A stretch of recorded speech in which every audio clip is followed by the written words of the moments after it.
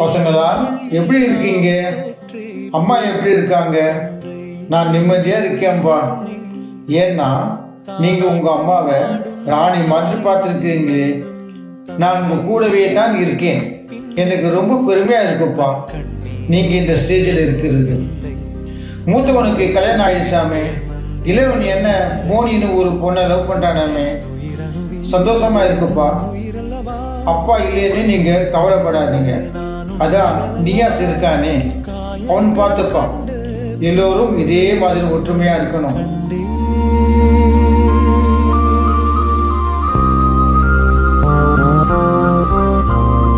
தெய்வங்கள் எல்லாம் தோற்றே போகும் தந்தை அன்பின் முன்னே, தாலாட்டு பாடும் தாயின் அன்பும் தந்தை அன்பின் பின்